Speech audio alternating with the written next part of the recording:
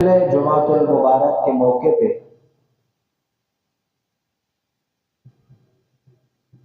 میں نے اس رجب المرجب کے مہینے میں ہونے والے واقعات کے تناظر میں یہ بات عرض کی تھی کہ حضرت سیدنا علی المرتضیٰ رضی اللہ تعالیٰ عنہ کی ولادت اس رجب کے مہینے میں ہے، اور اسی مناسبت سے ہم سیدنا علی المرتضیٰ رضی اللہ تعالیٰ عنہ کے فضائل اور ان کی شان کے متعلق چند گزارشات کریں گے۔ پروردگار عالم سے دعا ہے کہ اللہ ہمیں حضور کے تمام صحابہ و اہل بیت سے سچی محبت نصیب فرمائے۔ حضرت علی المرتضیٰ رضی اللہ تعالی عنہ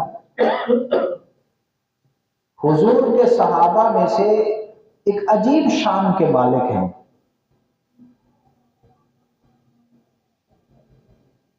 بچپن میں حضور پر ایمان لائے تھے، یعنی کہ آقا صلی اللہ علیہ وسلم پر سب سے پہلے جو لوگ ایمان لائے ان میں سے بڑوں میں سے حضرت ابو بکر صدیق رضی اللہ تعالیٰ عنہ تھے، عورتوں میں سے حضرت خدیجہ الکبریٰ رضی اللہ تعالیٰ عنہا تھی، بچوں میں سے حضرت علی المرتضیٰ تھے، اور غلاموں میں سے حضرت بلال تھے۔ یہ سب سے پہلے حضور پر ایمان لائے، اور حضرت علی المرتضیٰ رضی اللہ تعالیٰ عنہ کو یہ بھی نسبت ہے کہ یہ حضور علیہ السلام کی زیر تربیت اور زیر پرورش رہے ہیں۔ اب جس بچے کی تربیت خود خالق کے کائنات کے محبوب پیغمبر نے کی ہو تو اس کی شان کتنی ہوگی ہر بندہ اندازہ لگا سکتا ہے۔ حضرت علی نے گویا کہ حضور کی گود میں پرورش پائی، بچپن میں حضور پر ایمان لائے، آقا صلی اللہ علیہ وسلم کے ساتھ عبادت میں شریک ہوا کرتے تھے، مجاہدات میں شریک ہوا کرتے تھے، جہاد میں شریک ہوا کرتے تھے، اور پھر اللہ رب العالمین نے یہ اعزاز بخشا کہ حضور کی لخت جگر حضرت فاطمہ الزہرا رضی اللہ تعالی عنہا سے ان کا نکاح ہوا۔ اور یہ بھی عجیب اتفاق ہے کہ حضرت علی المرتضیٰ کی ماں کا نام بھی فاطمہ بنت اسد تھا، اور ان کی بیوی کا نام بھی فاطمہ بنت محمد تھا۔ جب حضرت علی پیدا ہوئے تو چونکہ ان کے نانا کا نام اسد تھا، اور اسد کا معنی ہوتا ہے شیر، تو ماں کے دل میں خیال آیا کہ میں اپنے باپ کی نسبت سے اپنے بچے کا نام رکھوں، تو انہوں نے حضرت علی المرتضیٰ کا نام رکھ دیا حیدر، اور حیدر کا معنی بھی ہوتا ہے شیر۔ اب آپ حضرات کے ذہن میں ہوگا کہ حضرت علی کا نام تو حیدر تھا، پھر یہ علی کیسے مشہور ہوئے؟ یہ بھی بڑا عجیب اتفاق ہے کہ ایک دفعہ جناب نبی کریم صلی اللہ علیہ وسلم آپ نے تمام رشتہ داروں کو اکٹھا فرمایا، جس میں بڑے بڑے کڑیل نوجوان بھی تھے، حضور کے رشتہ دار بھی تھے، آقا کے چچا بھی تھے، خاندان والے تھے، کنبے قبیلے والے تھے، سب کو جمع کر لیا گیا، اور آقا صلی اللہ علیہ وسلم نے ایک جملہ بولا، فرمایا کہ میں اللہ کی وحدانیت کا اعلان کرنے کے لیے کھڑا ہوا ہوں، مجھے رب نے رسول بنا کے بھیجا ہے، اس تبلیغ میں، اس اعلان میں، اس کام میں کون ہے جو میرا ساتھ دے گا؟ سارے خاموش رہے، کوئی بھی کھڑا نہیں ہوا، اس وقت اگر اس سارے مجمع میں سے کوئی کھڑا ہوا ہے تو ایک نحیف سا بچہ، چھوٹا سا قد تھا، پتلی ٹانگیں تھی، مختصر جسم تھا، جب وہ کھڑا ہوا نا تو ہاتھ بھی کھڑا کیا کہ یا رسول اللہ میں آپ کا ساتھ دینے کے لیے تیار ہوں، اور وہ تھے حیدر کرار۔ ایک دفعہ کھڑے ہوئے، حضور نے بٹھایا، آقا نے پھر وہی سوال کیا، پھر بھی کھڑے ہوئے، حضور نے بٹھایا، حضور نے تیسری مرتبہ سوال کیا تو پھر بھی علی کھڑے ہوئے ہیں۔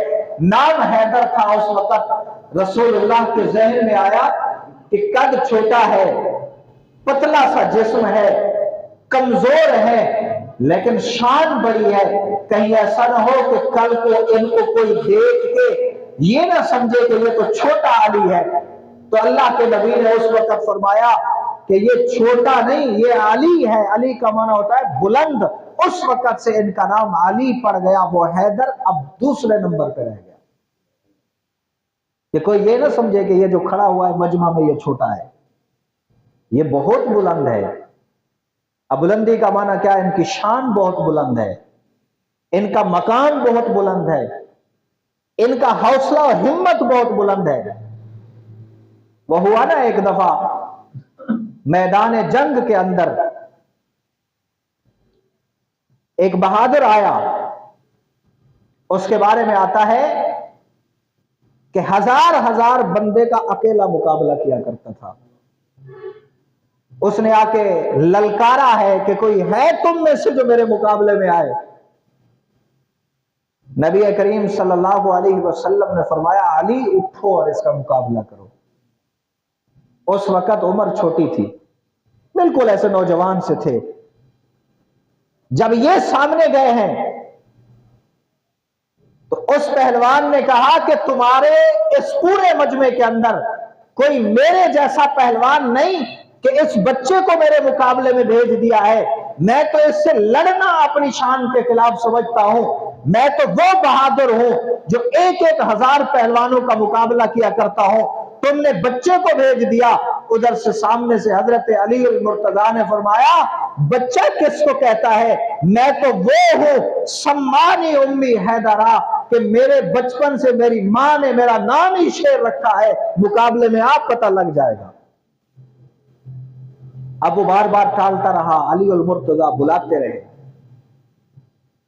اللہ نے کیسا بلند کیا تھا، 1000 نوجوانوں کا مقابلہ کرنے والا پہلوان جب مقابلے میں آیا ہے، رب متکبر لوگوں کی گردنوں کو ایسے توڑا کرتے ہیں۔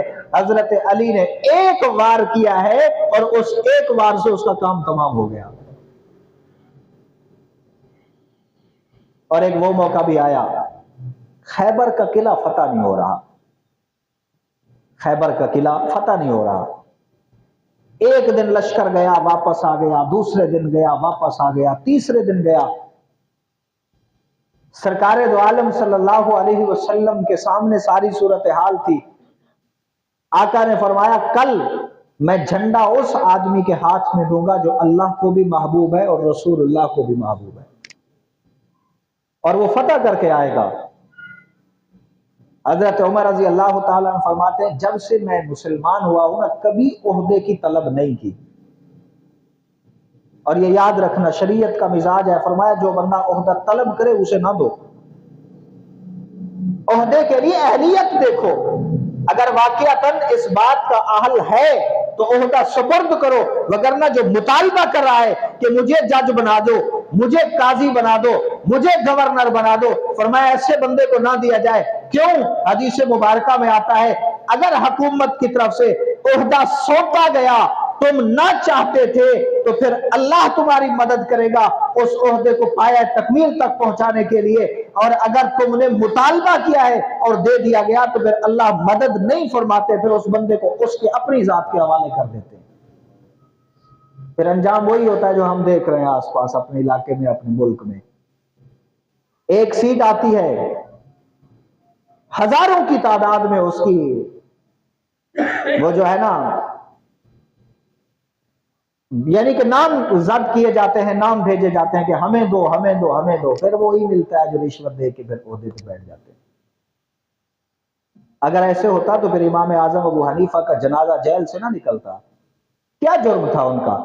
صرف یہی جرم تھا کہ اس وقت کے قاضی نے، امام اعظم، اس وقت کے بادشاہ نے امام اعظم ابو حنیفہ کو عہدہ سپرد کیا قاضی القضات کا، یعنی چیف جسٹس کا، اور امام صاحب رحمہ اللہ نے پہلے انکار کرتے رہے، لیکن بالآخر جب زبردستی سونپ دیا گیا، کرسی پہ بیٹھے ہیں، پہلا فیصلہ آیا، ایک مدعی تھا، دوسرا ملزم تھا، ایک کہنے لگا جی اس نے میرے پیسے دینے ہیں، دوسرا کہنے لگا میں نے تو نہیں دینے۔ اب امام صاحب ہیں، تقویٰ ہے، طہارت ہے، للہیت ہے، اللہ کا خوف و ڈر ہے، ان کا مقدمہ تو سن لیا۔ جو دعوے دار تھا اسے کہا بھائی جان تو مجھے معاف کر دو، میں اپنی طرف سے تمہیں دے دیتا ہوں، اسے اپنی طرف سے دے دیا۔ پھر درخواست دائر کر دی کہ ارے کب تک میں اپنی جیب سے یہ پیسے بھرتا رہوں گا، میرے پاس تو اتنا نہیں ہے، اور میں کسی کے متعلق بدگمانی بھی نہیں کر سکتا، کہیں ایسا نہ ہو کہ سچا تو وہ بندہ ہو جسے مجھ سے سزا مل جائے لیکن گواہ دوسرے کے پاس ہو، اس لیے میں یہ کام نہیں کر سکتا۔ وہ قاضی کا عہدہ چھوڑ دیا، بادشاہ نے جیل میں ڈالا، اور قید کے اندر رہے، اسی جیل سے جنازہ ان کا نکلا ہے، اٹھا ہے۔ اس لیے ڈر تھا کہ کہیں، اور یہ اللہ کے نبی نے فرمایا ہے، آقا صلی اللہ علیہ وسلم نے فرمایا تم میرے پاس فیصلہ کروانے کے لیے آتے ہو، حدیث مبارکہ ہے، بخاری اور ترمذی میں موجود ہے، میں تو وہ ہوں نا جو ظاہر پہ فیصلہ کروں گا، اللہ کے نبی نے فرمایا۔ اب ایک آدمی چرب لسان ہے، اس کے پاس گواہ ہیں، دوسرے لوگوں کو اس نے ساتھ کیا ہوا ہے، جب وہ میرے پاس آئے گا، میں نے فیصلہ اس کے حق میں کر دیا، یاد رکھنا جو دعویٰ کرنے والا ہے وہ تو جانتا ہے نا کہ میں سچا ہوں یا جھوٹا ہوں۔ فرمایا اگر میں نے فیصلہ اس کے حق میں کر دیا اور وہ جھوٹا تھا، اسے اگر کوئی جائیداد ملی ہے، پیسہ ملا ہے یا دوسرے کا حق ملا ہے، تو وہ سمجھ لے کہ اس نے جہنم کا ٹکڑا اپنے پاس لیا ہے۔ تو حضرت علی المرتضیٰ رضی اللہ تعالی عنہ بتانا یہ چاہتا تھا، اللہ کے نبی نے فرمایا کل جھنڈا اسے دوں گا جو اللہ کو بھی پسند ہے اور اللہ کے رسول کو بھی پسند ہے۔ حضرت عمر رضی اللہ تعالیٰ عنہ فرماتے میں نے کبھی عہدے کی طلب نہیں کی سوائے اس موقع کے، میں انتظار میں تھا، ساری رات دعا بھی کرتا رہا کہ اللہ کرے کہ کل جھنڈا محمد رسول اللہ میرے ہاتھ میں دے دے۔ وجہ کیا تھی؟ اس لیے کہ حضور سے سرٹیفکیٹ مل چکا تھا کہ کل جسے جھنڈا ملے گا وہ اللہ کو بھی پسند ہے اور رسول اللہ کو بھی پسند ہے۔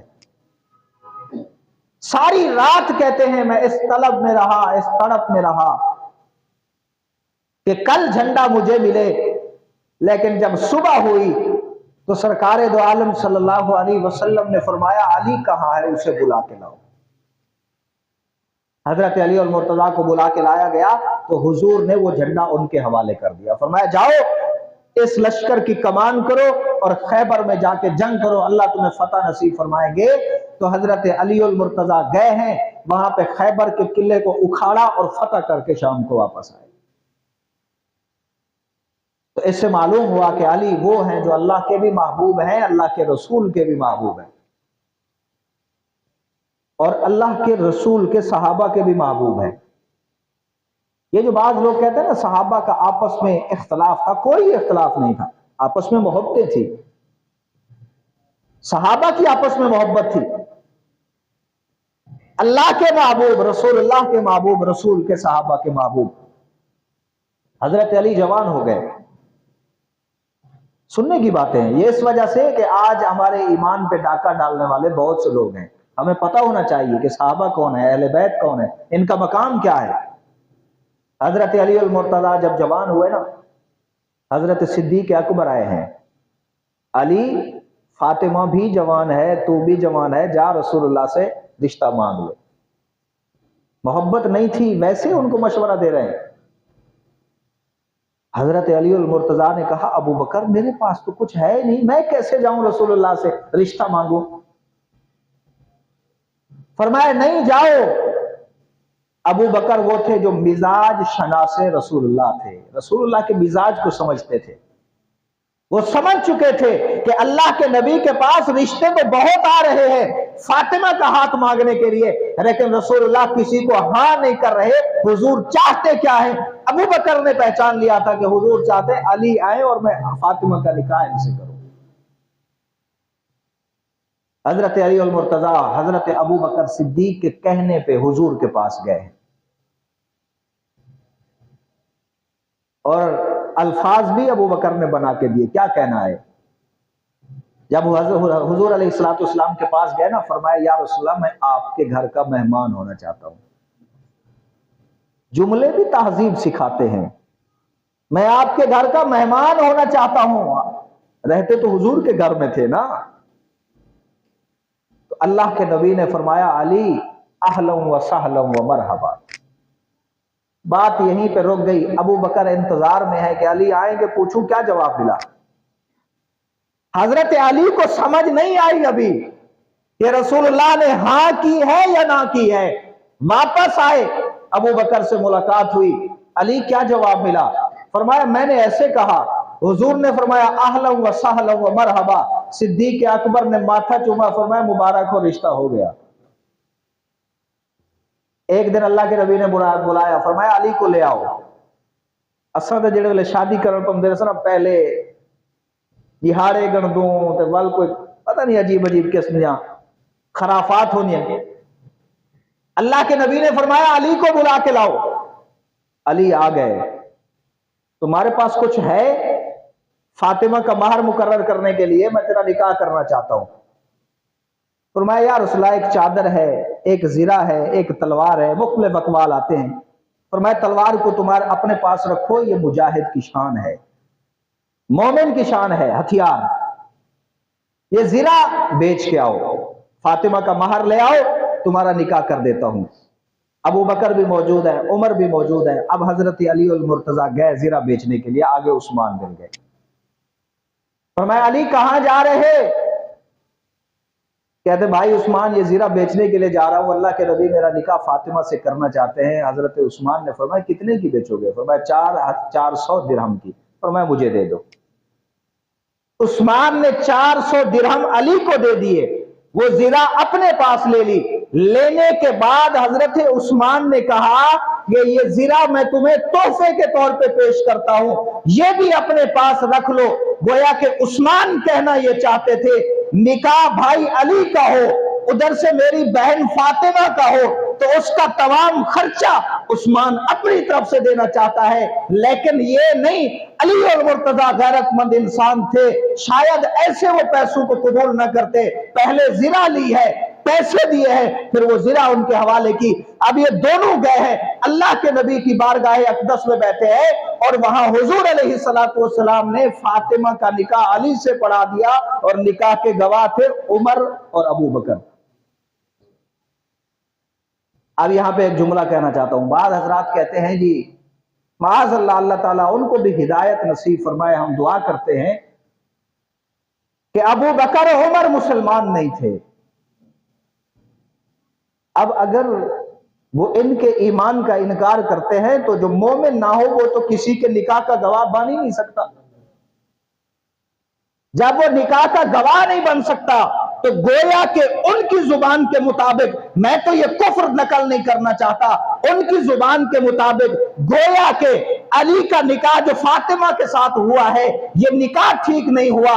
جب نکاح ٹھیک نہیں ہوا تو ملاپ کیسے ٹھیک ہوگا؟ اور اس سے جو اولاد پیدا ہوئی حسن حسین، یہ کیسے ٹھیک ہوں گے؟ ان عقل کے اندھوں کو ہم کہنا چاہتے ہیں اگر تم علی کو بھی ٹھیک سمجھتے ہو، حسن حسین کو بھی ٹھیک سمجھتے ہو، ان سے محبت کے دعوے دار بھی ہو، تو ابو بکر اور عمر کے ایمان کو ماننا تمہاری مجبوری ہے، ماننا پڑے گا۔ تو یہ وہ نکاح تھا، اور اس کائنات کے اندر اس جیسا نکاح کبھی نہیں ہوا۔ یہ دلہا علی المرتضی ہو، دلہن فاطمہ الزہرا ہو، اور نکاح پڑھانے والا وہ ہے جو اس کائنات کا سردار ہے، محمد الرسول اللہ صلی اللہ علیہ وسلم۔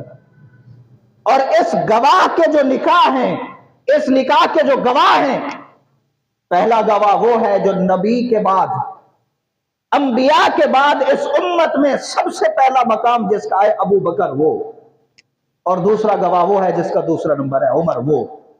تو ڈھونڈو ایسا نکاح کہ جس کا قاضی اس کائنات کا رسول بلکہ تمام رسولوں کا بھی سردار ہو، اور جس کے گواہ ابو بکر عمر ہوں، اور پھر خود نکاح دلہن اور دلہا یہ پھر وہ ہوں، دلہن وہ کہ جسے کہا گیا ہے کہ یہ جنت کی عورتوں کی سردار ہے، فاطمہ الزہرا رضی اللہ تعالی عنہ۔ یہ وہ علی ہیں، ان کا مقام بہت اونچا ہے، ان کی شان بہت اونچی ہے۔ اور حضرت عمر رضی اللہ تعالیٰ عنہ اپنے دور خلافت میں ان سے مشورہ کیا کرتے تھے، مشورے کے بغیر فیصلہ نہیں کرتے، کیونکہ حضرت علی المرتضیٰ رضی اللہ تعالیٰ عنہ کے بارے میں اللہ کے نبی نے فرمایا تھا وَأَقْضَاهُمْ علی، کہ میرے صحابہ میں سے سب سے بڑا قاضی چیف جسٹس وہ علی المرتضیٰ ہیں۔ اور حضرت عمر کا ایک قول ہے، ایک دفعہ فیصلہ فرمایا، پھر علی سے مشورہ کیا، حضرت علی نے اس فیصلے کو بدل دیا جو حضرت عمر نے کیا تھا۔ مختصر عرض کر دیتا ہوں، وقت ہو گیا ہے۔ ایک بچہ آیا حضرت عمر کے پاس، فرمایا کہ میں فلاں عورت کا بیٹا ہوں لیکن وہ مانتی نہیں ہے کہ یہ میرا بیٹا ہے۔ حضرت عمر نے فرمایا اسے بلا کے لاؤ۔ جب عورت آ گئی، حضرت عمر نے فرمایا یہ بچہ کہتا ہے تیرا بیٹا ہے، تو کیا کہتے ہے؟ اس نے کہا میری شادی نہیں ہوئی، یہ بیٹا کہاں سے آ گیا؟ گواہ۔ حضرت عمر نے اس بچے سے گواہ مانگے، فرمایا میرے پاس گواہ کوئی نہیں۔ اس عورت سے مانگے، اس کا پورا خاندان گواہی دینے کے لیے تیار کہ اس کی شادی نہیں ہوئی۔ حضرت عمر پریشان ہو گئے کہ وہ کہتا ہے اس کا بیٹا ہوں، یہ عورت ماننے کے لیے تیار نہیں، اس کا سارا خاندان، اس کے بھائی سب کہتے ہیں اس کی شادی نہیں ہوئی، تو فیصلہ کیسے کیا جائے؟ حضرت عمر رضی اللہ تعالیٰ نے فیصلہ اس عورت کے حق میں کر دیا۔ اس عورت نے یہ بھی کہہ دیا کہ عمر اس لڑکے نے میرے اوپر گویا کہ تہمت لگائی ہے، جب میری شادی نہیں ہوئی اور یہ کہتا ہے میں اس کا بیٹا ہوں، تو بیٹا کیسے پیدا ہوگا؟ تہمت لگائی ہے۔ حضرت عمر نے فرمایا اس لڑکے کو کہ کل یا تو گواہ لے کے آنا یا پھر کوڑے کھانے کے لیے تیار ہو جانا۔ اب وہ بچہ بڑا پریشان ہے، جا رہا تھا، حضرت علی المرتضیٰ مل گئے، فرمایا کیوں پریشان ہو؟ سارا ماجرا سنا دیا۔ حضرت علی المرتضیٰ حضرت عمر کے پاس اس کا ہاتھ پکڑ کے آ گیا، فرمایا عمر اگر تم کہو تو میں فیصلہ کر دوں۔ حضرت عمر بڑے خوش ہو گئے، فرمایا علی تیرے بارے میں تو نبوت کی طرف سے یہ اعلان ہو چکا ہے کہ سب سے بڑا قاضی تو ہے، اگر یہ تو فیصلہ کر دے گا تو شاید میں غلط فیصلہ کرنے سے بچ جاؤں، میں خوش ہوں، میں بھی بیٹھ جاتا ہوں۔ حضرت علی المرتضیٰ نے عدالت پھر لگا دی، اس عورت کو بھی بلا دیا، اس کے خاندان کو بھی بلا لیا۔ اب حضرت علی المرتضیٰ نے مقدمہ سنا، بچہ کہتا ہے میں اس کا بیٹا ہوں، یہ میری ماں ہے، عورت کہتی ہے میری شادی نہیں ہوئی، خاندان والے گواہی دینے کے لیے تیار ہیں۔ ذرا توجہ کرنا، حضرت علی المرتضیٰ نے اس عورت کے خاندان سے کہا جو فیصلہ میں کر دوں گا تم سب کو منظور ہے؟ انہوں نے کہا ہاں جی، آپ کا فیصلہ کون ٹھکرا سکتا ہے؟ حضرت علی المرتضیٰ کھڑے ہوئے، خطبہ نکاح پڑھنا شروع کر دیا۔ جب خطبہ ختم کیا، اعلان کر دیا اس عورت کا نکاح اس لڑکے کے ساتھ میں کرتا ہوں۔ جب حضرت علی المرتضیٰ نے یہ کہا نا تو عورت چیخ کے کھڑی ہو گئی، فرمایا علی کیسے ایک ماں کا بچے کے ساتھ نکاح کر رہے ہو؟ حضرت علی نے فرمایا ابھی تو کہتی تھی تیرا بیٹا نہیں ہے، اب نکاح کراؤ نا اس کے ساتھ۔ پھر حضرت علی المرتضیٰ نے پوچھا کہ انکار تم نے کیوں کیا ہے کہ یہ میرا بیٹا نہیں ہے؟ وہ کہنے لگی اس لیے کہ میرا شوہر فوت ہوا، اس کی مال و جائیداد بہت زیادہ تھی، میرے بھائیوں نے اور خاندان والوں نے مجھے اس بات پہ زور دیا ہے کہ اگر بچے کا اقرار کرتی ہو وارث وہ بن جائے گا، ساری جائیداد لے جائے گا۔ میں بھائیوں کی بات میں آ گئی، دباؤ میں آ گئی، اس وجہ سے انکار کر لیا۔ حضرت عمر اٹھے ہیں، علی کا ماتھا چوما ہے، فرمایا علی تو نے کیسا خوبصورت فیصلہ کر دیا، وگرنہ تو میں تو پریشان تھا اگر تو نہ ہوتا۔ ایک جملہ حضرت عمر فرمایا کرتے تھے لولا علی ہلاک عمر، فرمایا اگر علی نہ ہوتا تو عمر ہلاک ہو جاتا، کیسے فیصلہ کرتا؟ تو یہ وہ علی ہیں۔ ایک آخری جملہ، حضور کے صحابہ ہماری آنکھ دائیں اور حضور کے اہل بیت ہماری بائیں، یہ ہمارا عقیدہ ہے۔ حضور کے صحابہ بھی شان والے، حضور کے اہل بیت بھی شان والے۔ صحابہ کے بغیر بھی ایمان مکمل نہیں، اہل بیت کے بغیر بھی ایمان مکمل نہیں۔ اللہ رب العالمین سے دعا ہے کہ اللہ حضور کے صحابہ اور اہل بیت سے ہم سب کو کامل محبت عطا فرمائے۔ آخر دعوانا الحمدللہ۔